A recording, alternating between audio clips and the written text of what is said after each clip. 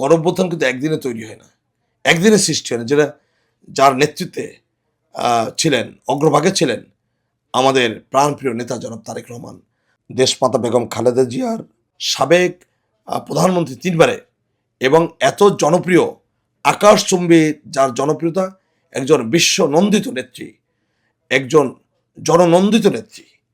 প্রায় ২ বছর থেকে আমরা বলতাম যে দানবীয় সরকারের পতন হবে গণঅভ্যুত্থানের মাধ্যমে, এবং তাই হয়েছে। শেখ হাসিনার যে সরকার ছিল, দানবীয় সরকার, ফেসিবাদ, আমরা বারবার বলেছি, সরকার শহীদ রাষ্ট্রপতি জিয়াউর রহমানকে নানাভাবে কটূক্তি করেছে।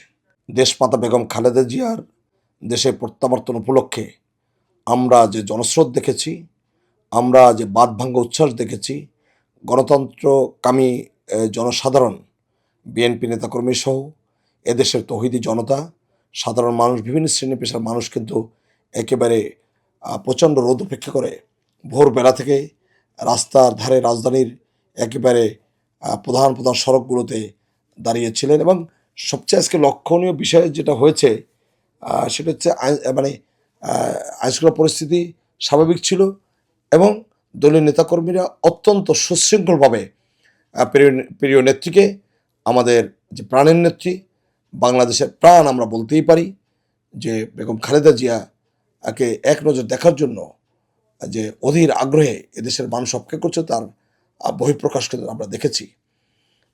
আপনারা জানেন যে ১৭ বছর বিএনপির উপর যেভাবে নির্যাতন করা হয়েছে, অত্যাচার করা হয়েছে, তা কিন্তু অকল্পনীয়। এখন আমাদের হয়েছে কি, আমরা সহজে ভুলে যাই, যে কারণে আমরা এগুলো নিয়ে ট্রল করার চেষ্টা করি। কেউ কেউ ট্রল করছেন, আমরা অত্যন্ত আমরা আমাদের জাতি হিসেবে আমরা দুঃখ প্রকাশ করছি যে একজন মহিষী নারী, 1971 সালের কথা যদি আমরা বলি, যে পাকিস্তানি শাসক গোষ্ঠীর বিরুদ্ধে প্রথম রিভল্ট করেছেন শহীদ রাষ্ট্রপতি জিয়াউর রহমান।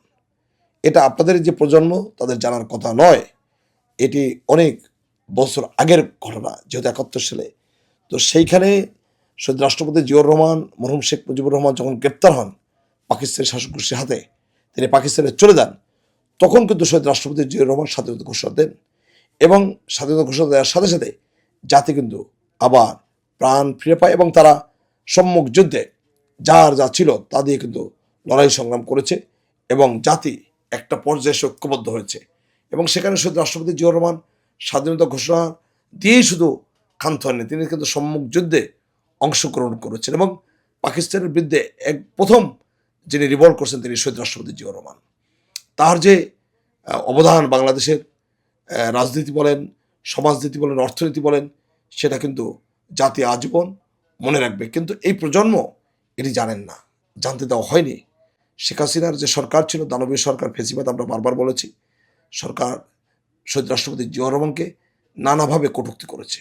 আমরা দেখেছি একজন বীর মুক্তিযোদ্ধা, খেতাবপ্রাপ্ত একজন বীরোত্তম, সাবেক রাষ্ট্রপ্রধান, সাবেক সেনাপ্রধান, তাকে তাচ্ছিল্য করে তৎকালীন স্বৈরশাসক শেখ হাসিনা পার্লামেন্টের নানামুখী মুখরোচক গল্প শুনে দিতেন। অত্যন্ত দুর্ভাগ্যজনক। আজকে তারা দেখেন যে তারা কিন্তু হারিয়ে গেছে।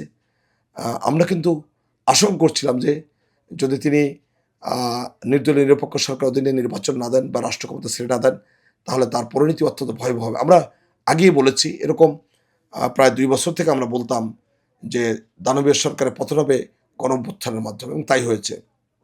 আরেকটি বিষয় যে গণঅভ্যুত্থান কিন্তু একদিনে তৈরি হয় না, একদিনে সৃষ্টি হয় না।